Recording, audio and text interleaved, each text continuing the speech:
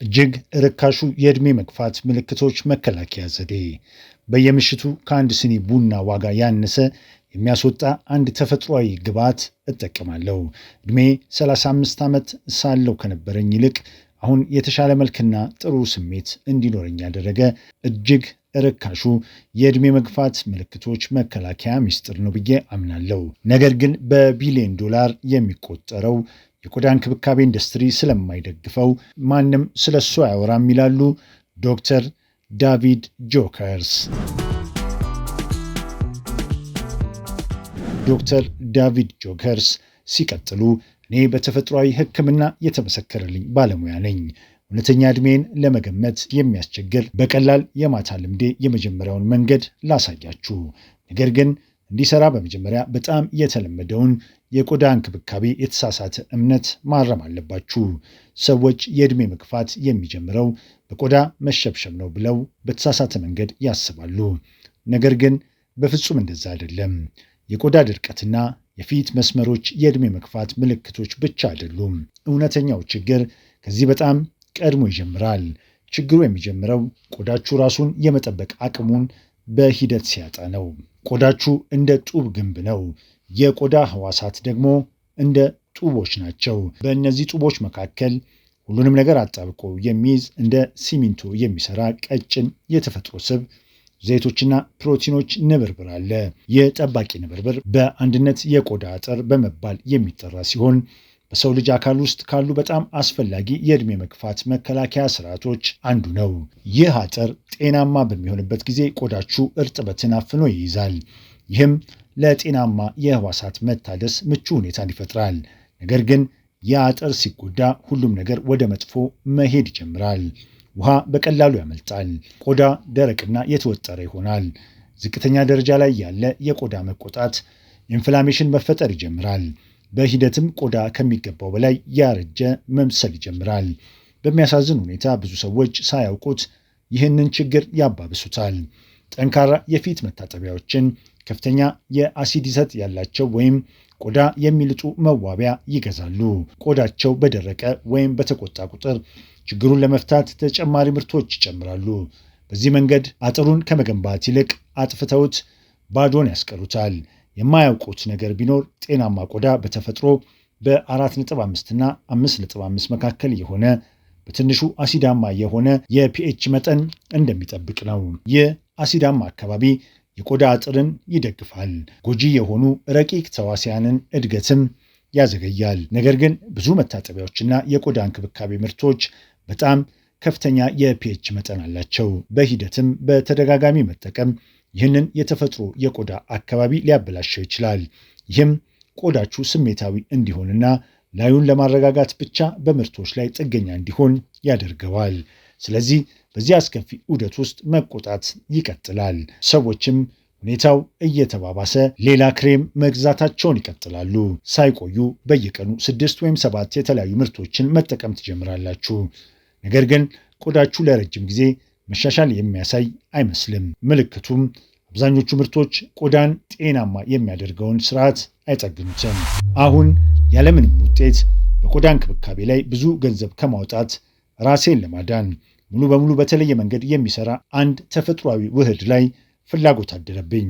ቆዳ በተለየ መንገድ እንዲሰራ ከማስገደድ ይልቅ ይህ ውህድ የቆዳችንን አጥር በእውነት ይደግፋል። እንደውም በጣም ኃይለኛ በመሆኑ ከብዙ ታዋቂ የቆዳ እንክብካቤ ምርቶች ጋር ሲነጻጸር የ10 እጥፍ ጥቅም ማግኘት ትችላላችሁ። እያወራው ያለሁት እንደ ወይራ ዘይት ወይም የዘር ዘይቶች ካሉ የተለመዱ ስቦች በተለየ መልኩ ስለሚሰራው ሪሲሎኒክ አሲድ ስለተባለ ፋቲ አሲድ ነው። ስራውን የሚሰራው የውሃ መርገፍን የሚቀንስ ጠባብ ንብርብር በቆዳ ላይ በመፍጠር ነው።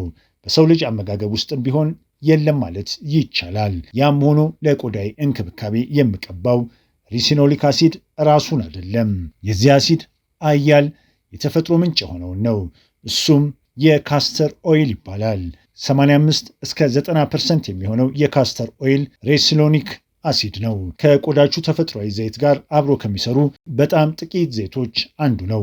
ምክንያቱም ሴበም በኬሚካላዊ ቅንብር ከካስተር ኦይል ጋር ተመሳሳይ ስለሆነ ቆዳችሁ በተፈጥሮ እንደ ባዕድ ነገር ሳይሆን ከእሱ ጋር የሚስማማ እንደሆነ አድርጎ ይቀበለዋል። እንደ አንዳንዶቹ ሰው ሰራሽ ግብዓቶች ከመጠን ያለፈ የዘይት ምርትን አያነሳሳም። እንዲሁም ለዘይት ቁጥጥር የሚሆን የቆዳችሁን ተፈጥሯዊ ግብረ መልስ አይረብሽም። ለቅባታማ የቆዳ አይነት ሰዎች ይህ ዘይት በተቃራኒው ሚዛን የሚጠብቅበት ምክንያት ይሄ ነው። ይህ ብቻ አይደለም። ሪሲሎኒክ አሲድ ቆዳችሁን ሊቆጡ የሚችሉ ጎጂ ባክቴሪያዎችን፣ ፈንገሶችንና ሌሎች ረቂቅ ተዋሲያንን ለመዋጋት ይረዳል።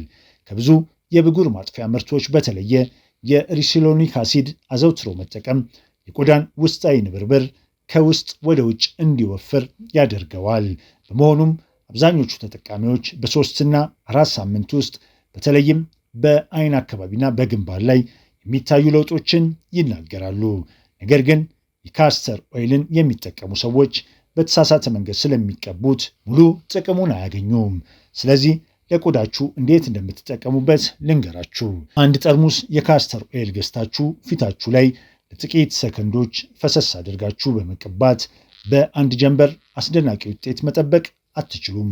አሰራሩ እንደዛ አይደለም። የካስተር ኦይልን የምትቀቡበት መንገድ ልክ እንደ ዘይቱ ያህል አስፈላጊ ነው። እውነቱን ለመናገር እኔ የምከተለው የሌሊት ልምድ ይህንኑ አንዲት የሻይ ማንኪያ ወይም 5 ግራም ዘይት ነው። የመጀመሪያው እርምጃ በቀላሉ በጸዳና በደረቀ ቆዳ መጀመር ነው። ቀኑን ሙሉ ቆዳችሁ ከመጠን ያለፈ ዘይትና የአካባቢ ቆሻሻዎችን ይሰበስባል። በዚህ ንብርብር ላይ የካስተር ኦይል ካደረጋችሁበት ዘይቱ በቀጥታ ከቆዳው ጋር አብሮ እንዲሰራ ከመፍቀድ ይልቅ ቆሻሻውን ከቆዳችሁ ጋር አፍናችሁ ታስሩታላችሁ። ስለዚህ ከመጀመራችሁ በፊት ፊታችሁን ታጠቡና አድርቁት። የሚያስፈልጋችሁ ያ ብቻ ነው። አሁን ደግሞ ምርጡ ክፍል ከ5 ግራም ጋር እኩል የሆነ የካስተር ኦይል በእጃችሁ መዳፍ ላይ አፍሱ።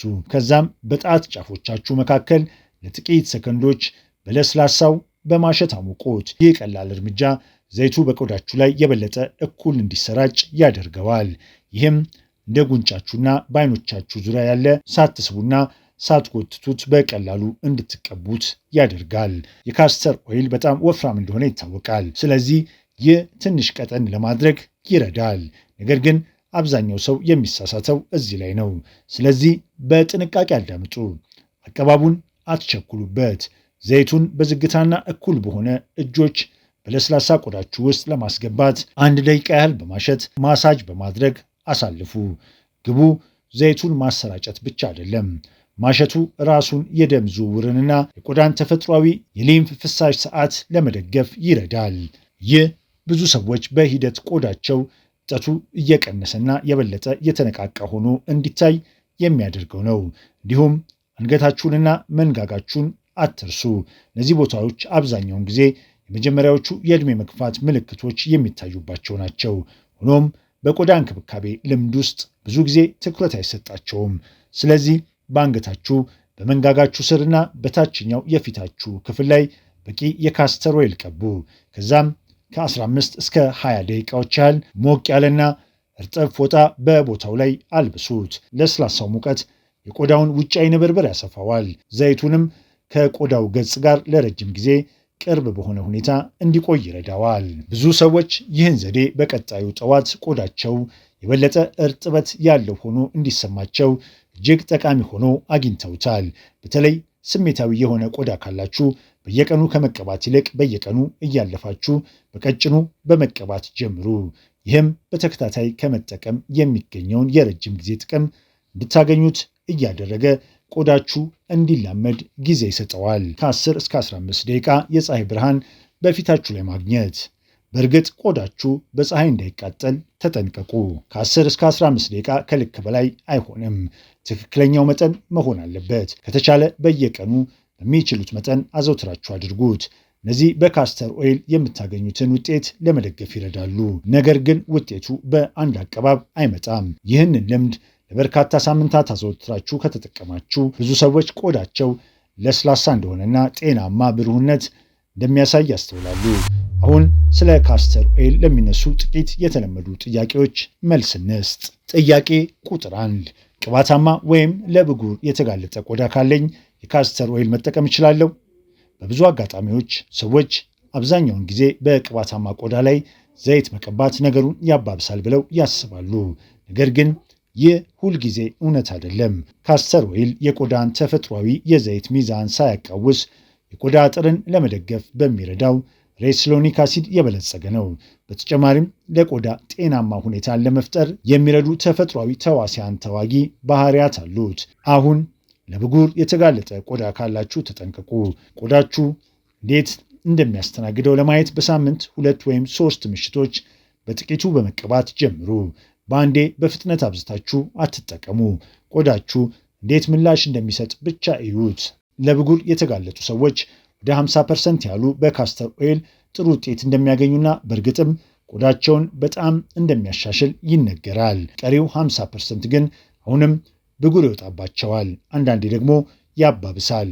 ስለዚህ በጣም ለብጉር የተጋለጣችሁ ካላችሁ ተጠንቀቁ። በጥቂት መጠን ጀምሩና አካላችሁ እንዴት ምላሽ እንደሚሰጥ እዩ። ጥያቄ ቁጥር 2 በካስተር ኦይል ውጤት ለማየት ምን ያህል ጊዜ ይወስዳል? ጤናማ ቆዳ በአንድ ጀንበር አይለወጥም፣ ምክንያቱም ቆዳችሁ ሁልጊዜ ራሱን የሚያድስ በመሆኑ ነው። አብዛኞቹ ሰዎች በመጀመሪያዎቹ ጥቂት ሳምንታት ውስጥ የእርጥበትና የልስላሴ መሻሻሎችን ማስተዋል ይጀምራሉ። የቆዳ ገጽታ ለውጦችና የጥቃቅን መስመሮች መጥፋት ግን አብዛኛውን ጊዜ በየምሽቱ ለ3 ወይም ለ4 ሳምንት ከተጠቀሙ በኋላ በግልጽ ይታያል። ዋናው ነገር ታጋሽ መሆንና የዘወትር ልምዳችሁ አካል ማድረግ ነው። ጥያቄ ቁጥር 3 የካስተር ኦይልን በአይኖቼ ዙሪያና በአንገቴ ላይ መጠቀም እችላለሁ? መልሱ አዎ ነው። እንደውም ለመቀባት ከሁሉ የተሻሉት ሁለቱ ቦታዎች እነሱ ናቸው። በአይን ዙሪያና በአንገት ላይ ያለው ቆዳ ከሌላው የፊታችን ክፍል ይልቅ ቀጫጭን ነው። ይህም ማለት እርጥበትን በፍጥነት ያጣል፣ እንዲሁም የዕድሜ መግፋት ምልክቶች ቀድሞ ያሳያል። ዘይቱ በቀጥታ ወደ አይናችሁ እንዳይገባ እየተጠነቀቃችሁ በጥቂቱ በጣት ጫፍ በመንካት ወይም ወደ ላይ በሚያሻሹ እጆች ቀቡት። አዘውትረው በሚጠቀሙበት ጊዜ ብዙ ሰዎች እዚህ ቦታዎችን የበለጠ እርጥበት እንዳላቸውና በሂደት ለስላሳ ሆነው እንደሚታዩ ያስተውላሉ። በመጨረሻም ጤናማ ቆዳ ማለት ብዙ አስተዋዋቂዎች ሊሸጡላችሁ እንደሚሞክሩት አዲስ ተአምረኛ ግብዓት መፈለግ ወይም አዲስ የ10 ደረጃ የቆዳ እንክብካቤ ማዘጋጀት አይደለም። ቆዳችሁ እንዴት እንዲሰራ ተደርጎ እንደተፈጠረ መረዳት ነው። ይህ ቀላል የ1 ሻይ ማንኪያ የ5 ግራም የማታ ልምድ ከምወዳቸው የዕድሜ መግፋት መከላከያ ልምዶች አንዱ የሆነው በትክክል በዚህ ምክንያት ነው። ተመጣጣኝ ነው፣ ለማድረግ ቀላል ነው፣ እናም ውድ ከሆኑ የቆዳ እንክብካቤ ምርቶች ሁሉ በላይ የተሻለ ይሰራል። ለመሞከር ከወሰናችሁ ሁልጊዜም አዘውትሮ መጠቀም ከኃይለኛ አጠቃቀም እንደሚበልጥ አስታውሱ። በአንድ ጀንበር አስደናቂ ለውጥ አትጠብቁ። ለቆዳችሁ የሚያስፈልገውን ጊዜና ድጋፍ ስጡ። በራሱ የሚያደርገው ነገር ያስገርማችኋል ይሉናል ዶክተር ዴቪድ ጆከርስ። ይህ ቪዲዮ ጠቃሚ ሆኖ ካገኛችሁት ትልቁ የቆዳ እንክብካቤ ፈተናችሁ ምን እንደሆነ ወይም ከዚህ ቀደም ካስተር ኦይል ሞክራችሁ እንደሆነ በኮሜንት ንገሩኝ። ቪዲዮን ላይክ ማድረጋችሁንና ለምትወዳቸው ሰዎች ሼር ማድረጋችሁን አትርሱ። ለቻናላችን አዲስ ከሆናችሁ ደግሞ ሰብስክራይብ በማድረግ የደወል ምልክቷን ይጫኑ። በቀጣይ ቪዲዮ በጤና እንገናኝ።